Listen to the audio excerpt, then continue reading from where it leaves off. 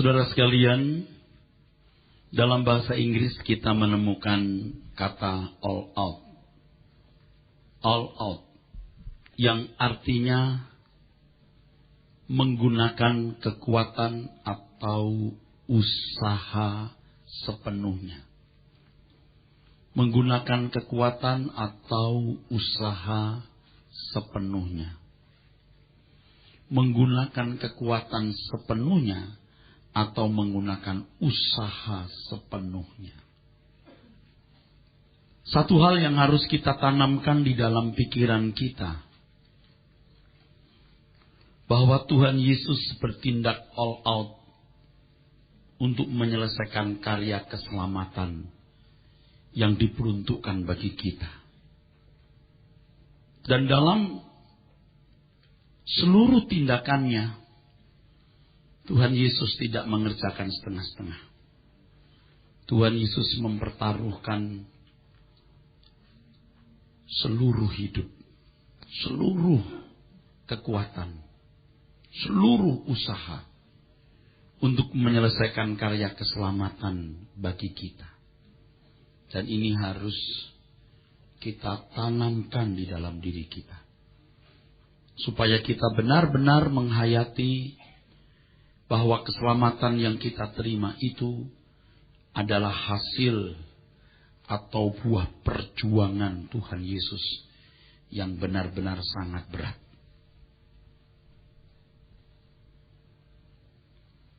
Dan sebenarnya kalau kita membaca pernyataan-pernyataan Tuhan Yesus di dalam Injil, Tuhan juga menghendaki, Tuhan menuntut kita juga all out. Menuntut kita untuk all out menyambut karya keselamatannya. Pernyataan-pernyataan Tuhan Yesus itu antara lain bahwa pengikutnya harus menjual segala miliknya, meninggalkan segala sesuatu, tidak menyayangkan nyawanya sendiri, dan lain sebagainya. Semua pernyataan Tuhan ini merupakan suatu indikasi yang sangat jelas. Suatu indikasi yang sangat jelas bahwa mengikut Yesus harus all out bagi dia. Harus all out bagi dia. Terus terang kadang-kadang saya sendiri ragu-ragu, saudara, untuk menekankan atau menegaskan hal ini. Sebagai orang timur atau secara manusiawi, saya takut dicurigai mau memanfaatkan orang atau memperdaya jemaat. Atau karena mau membombastis khotbah yang saya sampaikan. Tetapi saudaraku sekalian, sebenarnya demikianlah yang dikehendaki Tuhan. Atau kekhawatiran lain yang muncul dalam hati saya adalah orang mencurigai saya seakan-akan saya memaksa orang hidup seperti saya hidup. Kalau Pak Eras kan pendeta full time, sepenuh waktu kerja buat Tuhan, pantaslah punya kualitas hidup seperti itu. Tapi jangan paksa kami hidup seperti Pak Eras hidup. Nah, kekhawatiran inilah yang membuat saya kadang-kadang kurang berani tegas, kurang berani bold. Tetapi saudaraku sekalian, lama-lama saya juga tidak betah lagi.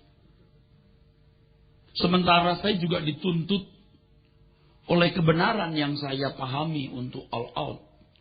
Walaupun terseok-seok, saya belajar untuk bisa all out. Oleh sebab itu, saya sampaikan juga kepada saudara.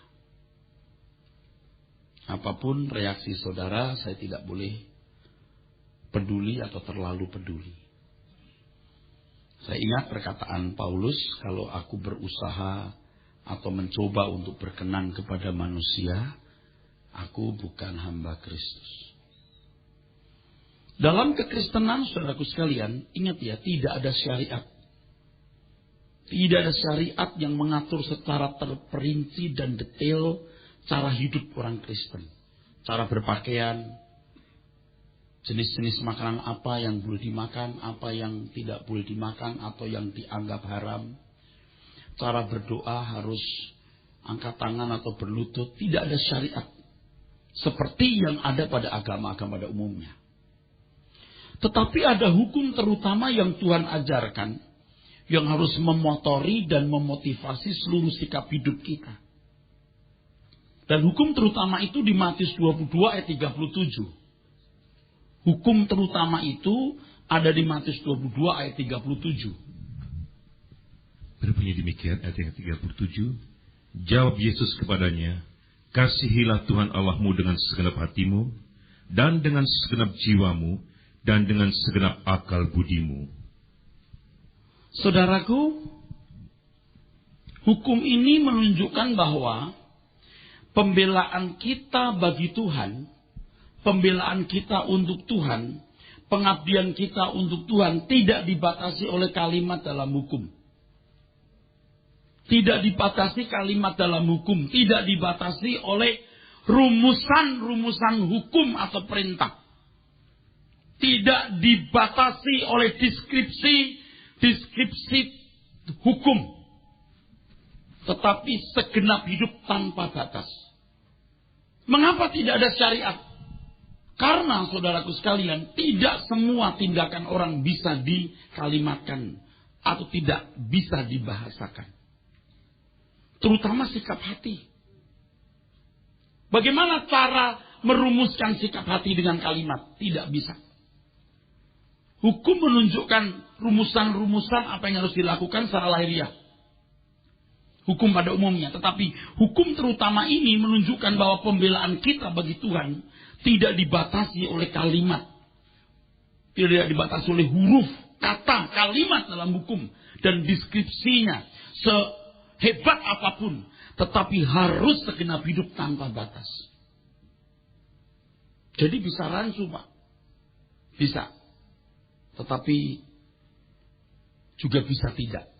Kenapa? Sebab Roh Kudus akan memimpin kita. Bisa tidak, karena Roh Kudus akan memimpin kita. Dan kalau kita jujur, kita harus bertanya kepada diri kita sendiri dan mohon pimpinan pencerahan Roh Kudus. Kita ini sebenarnya sudah segenap hidup enggak mengasihi Tuhan?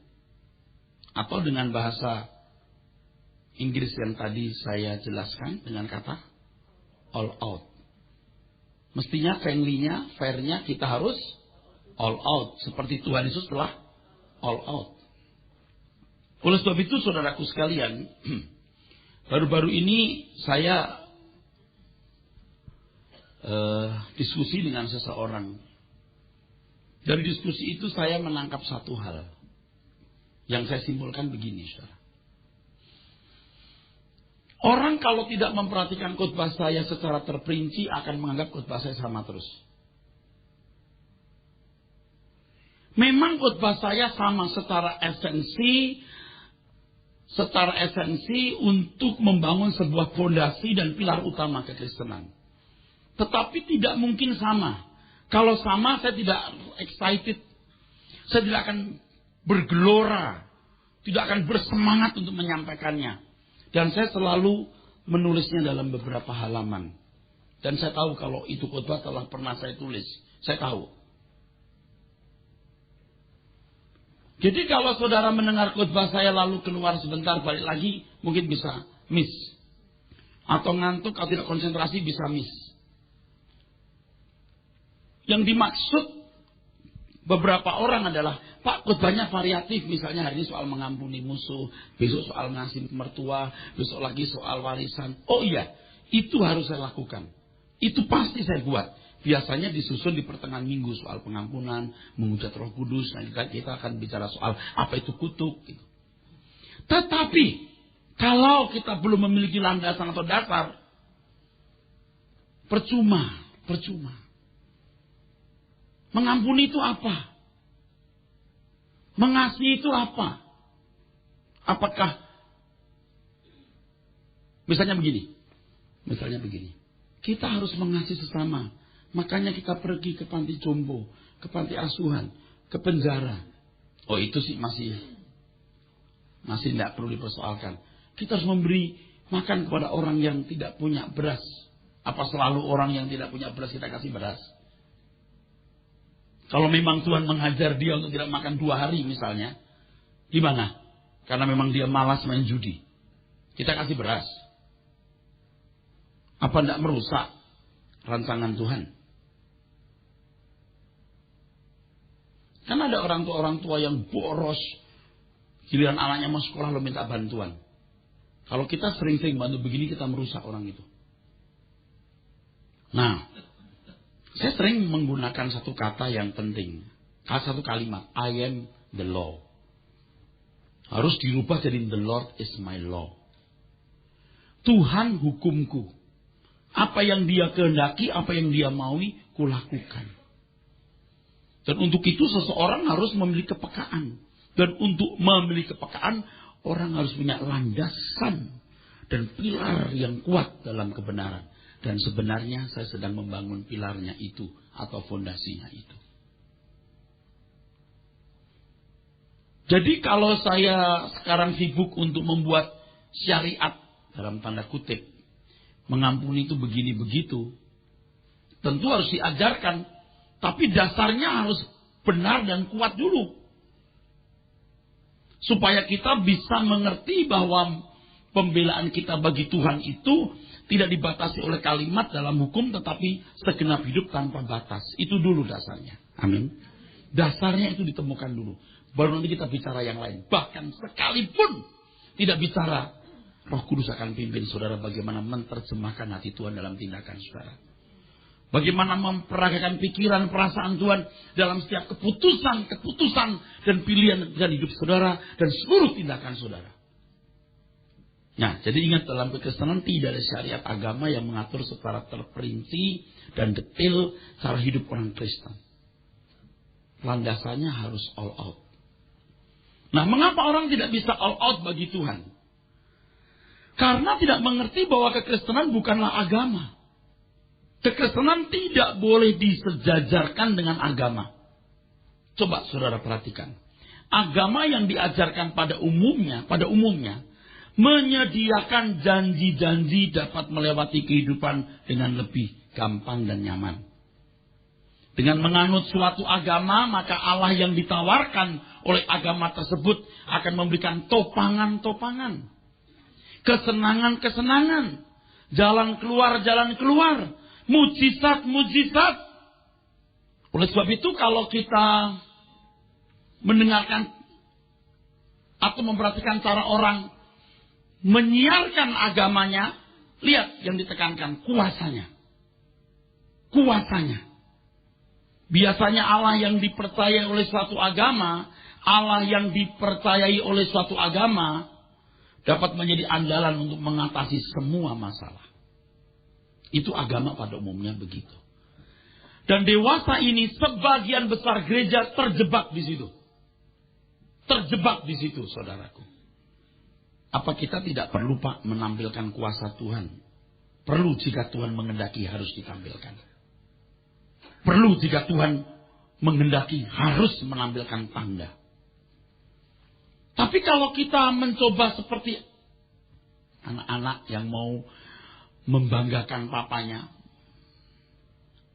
Seorang anak berkata, papa saya bisa lari loh. 30 km per jam. Yang lain berkata, papa saya 35 km per jam. Papa saya berani loh lawan anjing galak. Papa saya lawan harimau. Saudara ngerti itu? Kalau Tuhan kita lalu kita bandingkan dengan Allah-Allah lain, kita menjolimi Tuhan kita, meremehkan, merendahkan Tuhan kita. Itu loh cara-cara agama pada umumnya, saudara. Siar agama pada umumnya menawarkan Allahnya itu Allah yang kuat. Jika perlu pakai senjata untuk menunjukkan kuatnya Tuhannya itu. Bunuh, kalahkan bangsa lain, paksa masuk agamanya. Lalu berkata, Tuhanku, Allahku, Dewaku memberi kemenangan. Gitu. Nah, pada umumnya sebagian besar gereja dewasa ini terjebak di situ. Terjebak di situ. Mengapa kita tidak bisa all out bagi Tuhan? Karena kita mensejarkan kekristenan dengan agama-agama pada umumnya. Agama-agama yang diajarkan pada umumnya menyediakan janji-janji dapat melewati kehidupan dengan lebih nyaman. Dengan menganut suatu agama, maka Allah agama yang ditawarkan itu memberikan topangan-topangan, kesenangan-kesenangan hidup di dunia.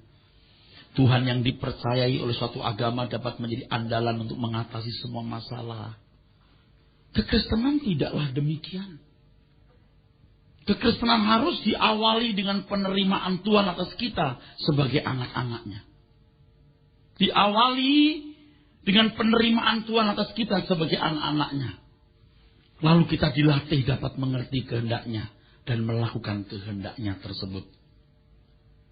Nah, di sini seseorang tidak akan dapat sungguh-sungguh berusaha mengerti kehendak Tuhan dan melakukan kehendaknya kalau tidak mengasihi Dia dengan segenap hati, segenap jiwa, segenap akal budi. Gimana Pak kalau kita setengah-setengah? Gimana Pak kalau kita setengah-setengah? Saya tidak yakin bisa. Itulah sebabnya dikatakan dalam firman Tuhan begini. Kalau kamu tidak setia dalam perkara yang kecil, kamu tidak bisa setia dalam perkara yang besar. Perkara yang kecil di situ di Lukas pasal yang ke-16, 9, 10, 11. Itu soal mamon. Soal duit itu soal kecil. Betul nggak? Soal mamon. Padahal bagi orang sekarang itu soal besar. Selesai sudah. Selesai sudah. Nggak bisa all out. Kenyataan hari ini kita melihat. Berapa banyak kita yang sungguh-sungguh memiliki prinsip bahwa hidupku ini hanyalah untuk mengenal Dia dan melakukan kehendaknya. Hidup adalah untuk menemukan Allah yang benar. Mengenal Dia dengan baik dan melakukan kehendaknya. Tapi kan filosofi hidup pada manusia, hidup adalah sekolah, kuliah, kerja, kawin, punya anak, beli rumah, beli mobil. Tuhan itu sebagai kontributornya. Luncas. Meleset kalau begini. Nah, kalau kita sekarang menyiarkan kekristenan dengan cara seperti itu, Allah kita heran dan ajaib. Apa yang saudara kehendaki Dia akan menjawab. Orang bilang, ya mesti gitu dulu Pak, kan namanya juga orang belum dewasa, masih kanak-kanak. Kalau dasarnya sudah salah, sulit untuk membangun kebenaran dari esok. Sebab begitu Tuhan Yesus memberitakan Injil, begitu Tuhan mengajar khotbah di bukit, Dia langsung mulai dengan kalimat, jangan kumpulkan harta di bumi. Kita mau ikuti metode siapa ini? Kalau begitu nggak ada orang yang diselamatkan Pak. Siapa bilang nggak ada? Faktanya saudaraku sekalian, 12 murid itu menjadi 120, menjadi 3.000 dan seterusnya. Selama 350 tahun mereka teraniaya. Mereka sebagai seorang yang ada di pihak underdog, di pihak pecundang. Teraniaya, tidak punya keluarga negara. Dibuang ke dalam kandang singa, disiksa, dan Tuhan seperti diam. Tuhan tidak mengadakan pembelaan sama sekali orang Kristen. Tapi nyatanya Eropa dikristenkan. Siapa bilang? Gak ada yang percaya. Jangan mengandalkan pikiran manusia. Andalkan pekerjaan Roh Kudus dan metode Roh Tuhan. Kita harus berani memberitakan Injil yang benar. Oleh sebab itu belajarlah untuk mengenal Injil yang adalah kabar baik. Baik menurut Tuhan, bukan baik menurut kita. Bukan baik menurut naluri manusia. Jadi ingat, kekristenan diawali dengan penerimaan Tuhan atas kita sebagai anak-anaknya. Kemudian kita dilatih untuk mengerti kehendak Tuhan. Tuhan memberikan kita kuasa supaya menjadi anak-anak Allah. Ya, kita dilatih untuk mengerti kehendak Tuhan dan melakukan kehendak Bapa. Tetapi kita tidak akan sungguh-sungguh berusaha mau mengerti kehendak Tuhan dan melakukan kehendaknya kalau tidak mengasihi Dia dengan segenap hati, segenap jiwa, segenap akal budi. Buktinya, Berapa persen saudara yang sungguh-sungguh punya prinsip hidup untuk bertemu dengan Allah yang benar, mengenal Allah dengan baik dan melakukan kehendaknya? Berapa banyak di antara kita yang sungguh-sungguh menyadari bahwa hidup ini untuk melayani Tuhan? Hidup ini untuk melayani Tuhan. Bukan sebagian hidupku untuk Tuhan, sebagian uangku untuk Tuhan, sebagian tenagaku untuk Tuhan, sebagian waktuku untuk Tuhan. Yang begini kurang ajar, karena kita telah dibeli dan harganya lunas dibayar. You are not your own. Tidak ada pemisahan hidup, dualisme. Hidup sebagai manusia biasa dan hidup sebagai anak Tuhan yang melayani Dia. Salah itu. Seluruh hidup kita adalah untuk melayani Dia. Jadi nggak ada ini uang pribadi, ini uang Tuhan, nggak ada. Maka saya benci kalau bicara soal persepuluhan. Kenapa? Seolah-olah ada bagian untuk Tuhan dan bagian untuk kita. Saudara persembahkan untuk Tuhan, untuk gereja tetap milik Tuhan. Anda simpan di rumah juga milik Tuhan. Yang penting bagaimana dewasa punya komando, peka dengan komando Tuhan, bagaimana mengelola uang, tenaga, waktu saudara bagi kemuliaan namanya. Wah, kalau begitu sulit, Pak. Tuhan bicara memang sedikit orang yang masuk surga. Jangan sombong. Kita semua harus belajar. Dan tidak boleh berhenti belajar. Tidak segenap hati. Coba yang mengerti Tuhan dengan baik siapa? Mereka yang sekolah teologi ya. Itu pun belum tentu benar. Kalau IP-nya di bawah 2, di bawah 2,5. Saya kasih tahu ya, bego juga saudara. Kadang-kadang guru memberikan C juga kasihan daripada D tidak lulus, ya udah C aja dah. Lulus. Mestinya setiap saudara dengan brain yang baik, kemampuan menganalisa sesuatu berlogika, dan memiliki sistematis berpikir pengenalan yang baik dalam berbagai disiplin ilmu pengetahuan, juga bisa menyoroti Alkitab secara maksimal. Mestinya saudara bisa berteologi dengan baik. Saya katakan berulang-ulang di sini, kalau perlu saudara belajar bahasa Yunani Ibrani. Saya akan menyediakan gurunya. Wah, kalau itu sudah lebay, Pak. Oke. Kalau tidak sampai belajar bahasa asli Alkitab, Anda dengar firman dengan baik. Karena yang saya sampaikan itu ekstrak dari apa yang ditulis Alkitab ini. Yang belasan puluhan tahun saya telah menggalinya. Lewat sebuah proses jatuh bangun. Bukan hanya secara nalar akademisi, tapi juga pengalaman hidup yang menurut saya marifat dan wahyu yang saya dapat lewat berbagai keadaan hidup yang saya alami. Bukan pada waktu saya senang, justru waktu saya kecewa. Saya merasa gagal ketika saya kesepian, ketika saya merasa terbuang, ketika saya merasa dikhianati. Justru saat-saat itu saya dibukakan Tuhan untuk melihat begitu banyak kebenaran yang luar biasa. Saudaraku sekalian yang kekasih, ada orang-orang yang tidak jera makan sembrono. Sampai dokter memvonis bahwa usianya tidak panjang. Kalau masih memiliki pola makan yang sembrono, mati. Biasanya yang mendapat peringatan ini adalah orang-orang yang sudah jatuh sakit dan diambang maut. Lalu baru menjaga makannya. Seharusnya kita tidak perlu melihat ngerian neraka, atau melihat secara sempurna arti anugerah di kekekalan, baru menyadari bahwa mengasihi Tuhan dengan segenap hati, segenap jiwa, segenap akal budi bukan sesuatu yang sulit. Kenapa setelah kakinya dipotong satu, takut dipotong lagi, baru tidak minum manis? Karena diabetes. Kalau belum dipotong kakinya itu, udah tahu diabetes, hajar terus. Minum manis. Hajar terus, makan nasi banyak, yang kadar gulanya tinggi. Tapi begitu artinya dipotong sebelah, baru tidak sulit ya minum air putih yang tidak manis, atau minum yang tidak manis, baru bisa ya.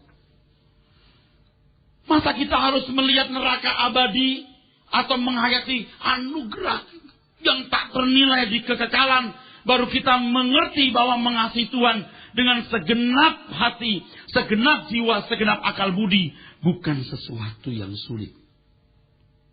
Kita yang membatasi diri. Jangan berlebihanlah untuk Tuhan. Normal-normal ajalah.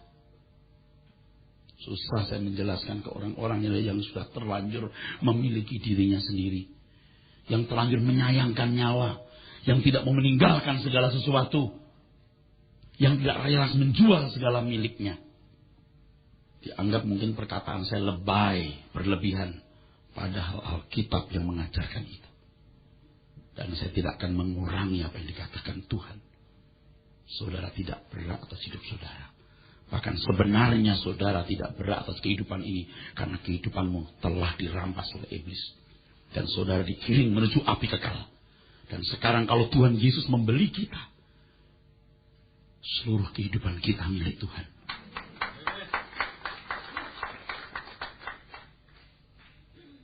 Kita harus bertobat. Kalau saudara masih sombong, masih berlagu dan berkata, bisa aja itu pendeta khotbah, awas loh. Jangan pertimbangkan siapa yang berbicara, tapi lihat apa yang kita telah pelajari ini. Semua ini Alkitab katakan. Jangan nunggu di neraka baru memahami ternyata mengasihi Tuhan dengan segenap hati, segenap jiwa, akal budi bukan sesuatu yang sulit dan berat. Waktu mama papa masih hidup, disuruh A marah, disuruh B ngomel, disuruh C bantah. Begitu mama papa meninggal, baru sadar melakukan perintah itu tidak berat. Nunggu papa mama meninggal. Itu faktanya begitu tuh. Jangan keluar malam nak, nanti ada apa-apa, jangan dugem nak. Nggak mau nurut. Ketika ada rahasia narkoba ikut kebawa. Entah bagaimana di kantongnya ada narkoba, masuk dia. Baru tahu tuh. Ternyata perintah mama tidak keluar malam itu tidak berat.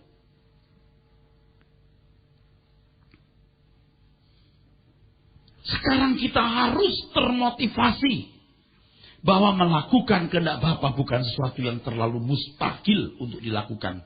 Walau tentu juga tidak mudah. Tidak mudahnya karena kita masih di bumi, belum lihat neraka tadi itu. Tetapi kita bisa percaya. Nah, bisa timbul pertanyaan menanggapi apa yang tadi saya kemukakan. Pak, kalau kekristenan tidak menjanjikan kontribusi atau bantuan untuk kehidupan hari ini atau dunia sekarang ini, untuk apa dong jadi Kristen? Kristen tidak seperti agama-agama yang menjanjikan bantuan-bantuan. Bagaimana menghadapi hidup ini lebih gampang, lebih mudah. Kalau Kristen tidak begitu, lalu bagaimana Pak? Untuk apa dong kita jadi Kristen? Harus ditegaskan bahwa kekristenan adalah usaha mengumpulkan harta di surga, bukan di bumi. Dalam hal ini kita ditantang untuk memilih harta di dunia atau harta di surga. Kalau jawabannya dua-duanya, surga juga, dunia juga Pak, maka jawaban itu absolutely wrong, tidak akan diterima. Tuhan Yesus tegas mengatakan bahwa seseorang tidak dapat mengabdi kepada dua Tuhan. Demikianlah pelayanan harus berusaha memindahkan hati di bumi ini, memindahkan hati sejak sekarang ini. Jadi orang yang akan dimuliakan bersama dengan Tuhan akan sudah nampak gejalanya. Hatinya sudah ada di kerajaan Bapa di surga. Dan Paulus menggambarkan ini dengan pernyataan, sebab kamu telah mati dan hidupmu tersembunyi bersama dengan Kristus di dalam Allah. Kolose 3:3. Kolose 3:3. Kamu sudah mati dan hidupmu tersembunyi bersama dengan Kristus di dalam Allah. Aku tidak mau mati Pak, nggak selamat. You memang tidak niat ke surga. Memang you nggak mau masuk neraka. Tapi you nggak niat ke surga. Kolose pasal 3 Pak. Dari ayat 1 kita mulai. Berbunyi demikian. Kalau kamu dibangkitkan bersama dengan Kristus, carilah perkara yang di atas, di mana Kristus ada, duduk di sebelah kanan Allah. Pikirkanlah perkara yang di atas, bukan yang di bumi. Pikirkanlah perkara yang di atas, bukan yang di bumi. Itu mah untuk orang-orang rohani Pak. Enggak, itu untuk semua kita. Itu nantilah Pak kita pikirkan, jangan menghindar. Terus, sebab kamu telah mati dan hidupmu tersembunyi bersama dengan Kristus di dalam Allah. Kita itu telah mati bagi dunia, hidup bagi Tuhan. Itu hukum penebusan, hukum pembenaran, hukum pengudusan. Dan kalau kita sekarang belum, ayo kita bertobat dan kita menggeliat.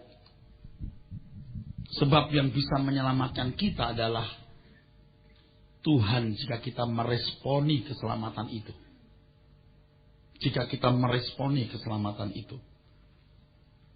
Jadi ketika kita memberitakan Injil yang murni kepada seseorang, mau mengenal Allah yang benar, mau mewarisi kerajaan surga. Pada umumnya orang menolak. Ya gak usah dipaksa. Jangan dipaksa. Jangan dipaksa. Tunggu dia digebuk.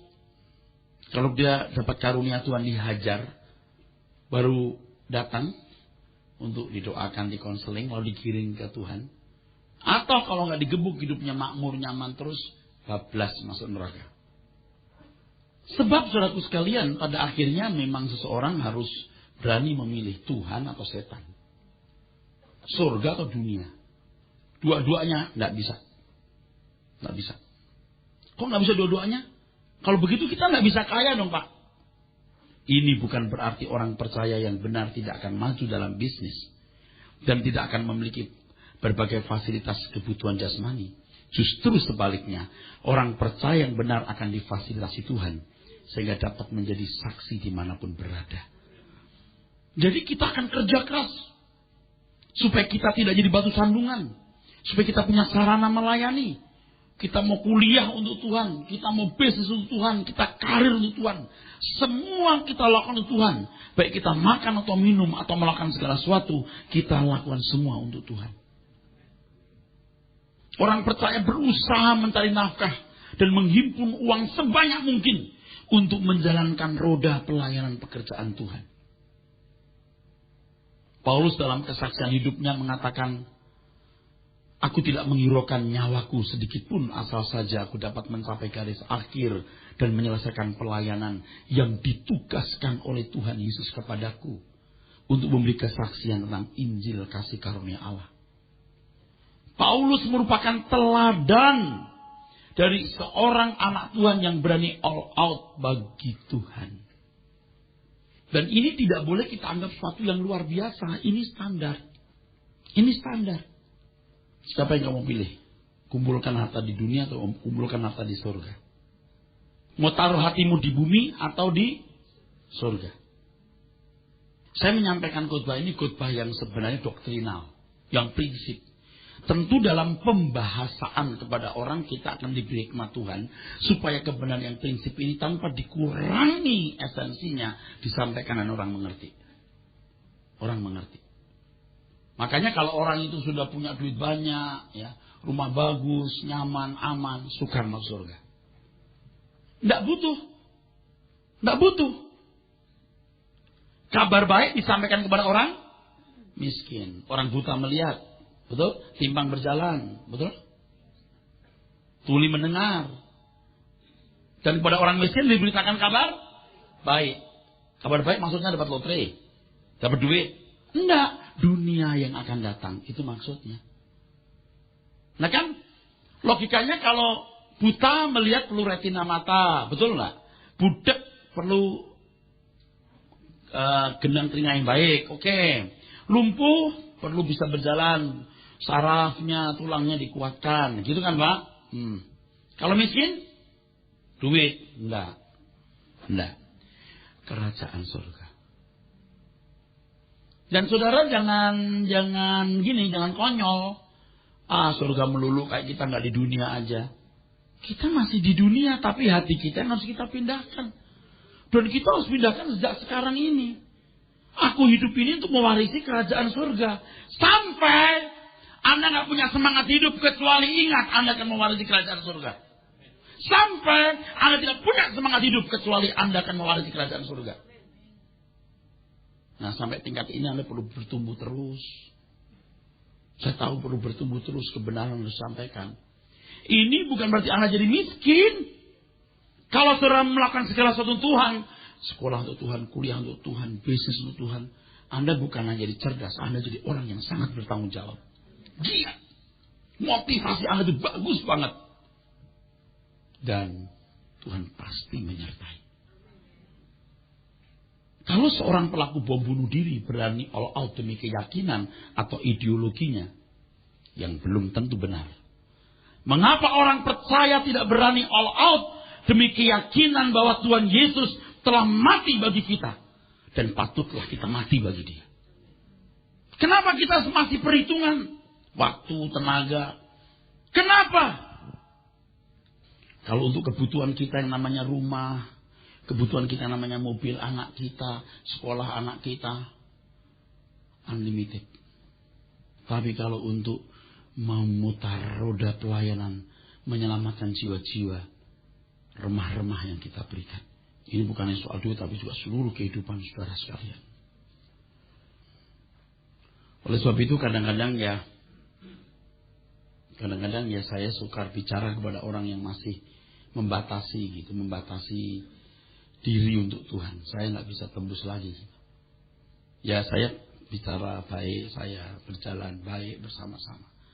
Tapi saya tidak bisa bicara secara terbuka sekali. Saya sekali lagi sebagai orang timur takut saya dianggap memberdaya gitu ya, memanfaatkan. Saya harap saudara punya nurani dan saudara bisa menangkap kebenaran ini. Anak-anak kalian sekolah harus jadi juara. Harus jadi juara. Kuliah harus berprestasi. Kerja keras, miliki keunggulan. Tadi saya dengar sarjana saja sekarang jadi cleaning service. Saya nggak ada kerjaan. Lalu saya katakan pasti orang itu nggak punya keunggulan tertentu. Kalau punya keunggulan dia bisa sekolah asal sekolah, asal dapat S1. Kasihan. Jangan begitu, saudara. Kerja yang keras, jujur, giat. Dan kalau kita bisa mencukupi kebutuhan kita, kebutuhan keluarga kita baru bisa menopang roda pelayanan pekerjaan Tuhan. Pengorbanan dan pembelaan bagi Tuhan itu tidak sia-sia, saudara. Irama hidup all out bagi Tuhan ini harus merupakan irama yang biasa terus-menerus diselenggarakan dalam kehidupan kita. Sehingga kita dengan otomatis telah mengutamakan Tuhan dalam hidup ini. Ingat khotbah mengutamakan Tuhan. Ini kelengkapannya. Jadi irama hidup all out bagi Tuhan ini harus merupakan irama yang biasa diselenggarakan dalam kehidupan ini.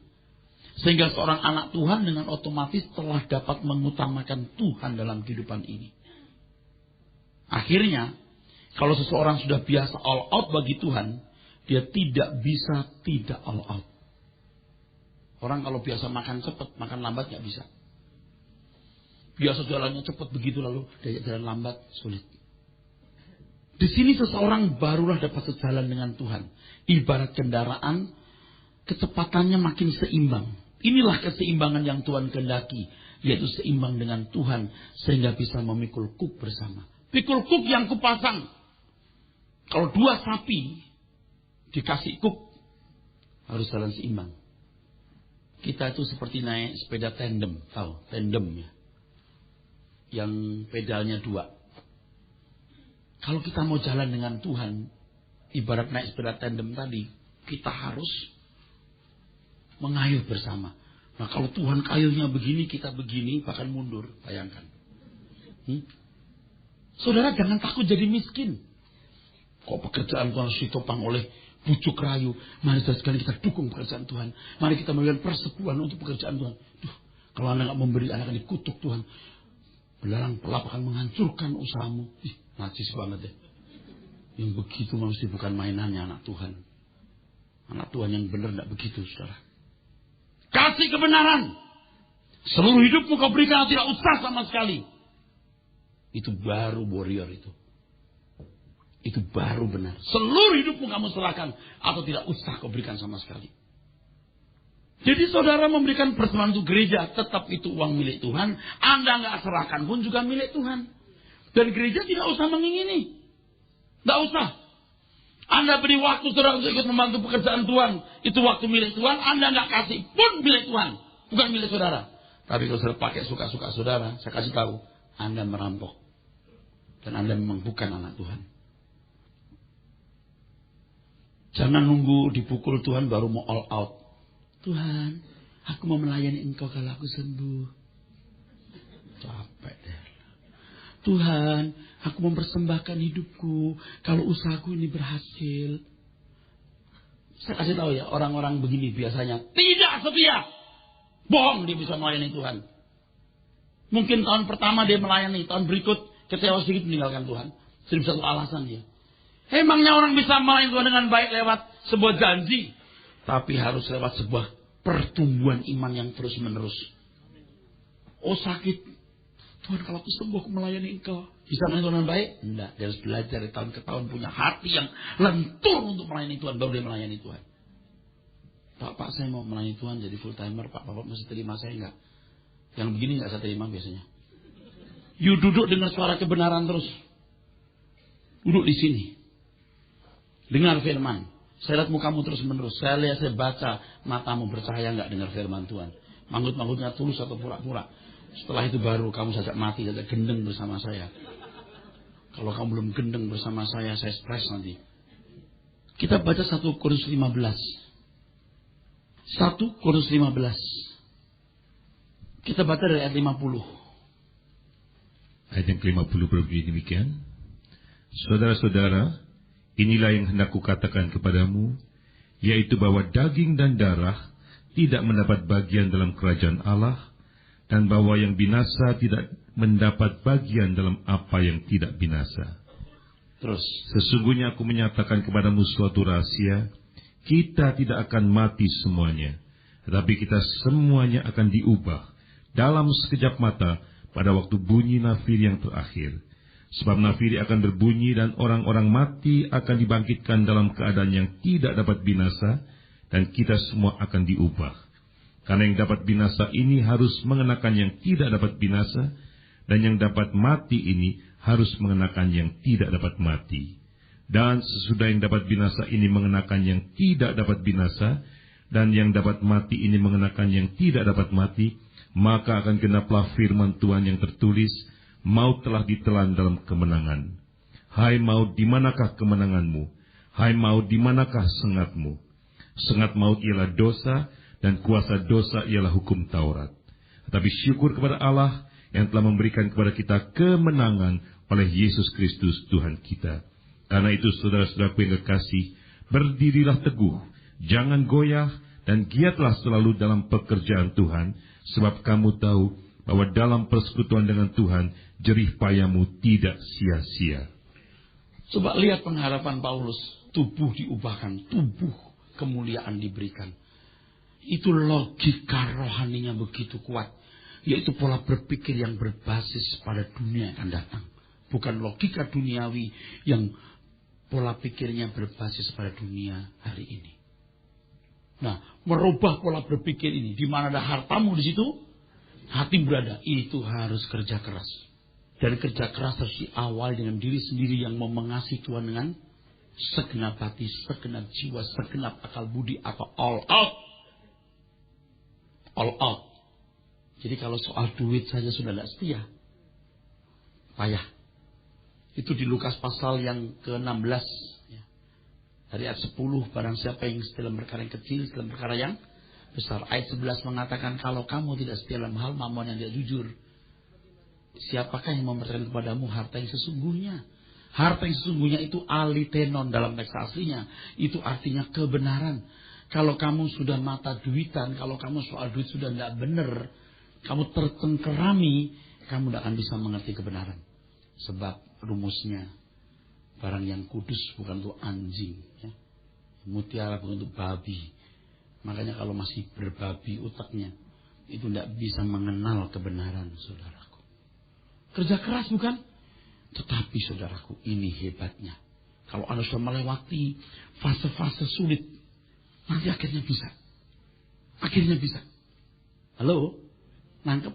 Seperti orang belajar sepeda, ada fase-fase saat-saat di mana kita sulit menemukan keseimbangan. Begitu dapat keseimbangan, bisa naik sepeda dengan kaki sebelah. Ngerti saudara? Bisa berdiri saat sepeda. Sulit amat ya Pak, mengasihi Tuhan dengan segenap. Nanti kalau sudah jadi irama itu otomatis saudara. Nah, kita nggak berani melakukan lompatan ini. Sulitnya ini belum kita lewati. Kita berkata nanti saja deh, gampang nanti. sampai mati tidak pernah mengasihi Tuhan dengan segenap dan tidak pernah bertumbuh sampai mati. Kiranya kebenaran ini mengubah kita. Amin.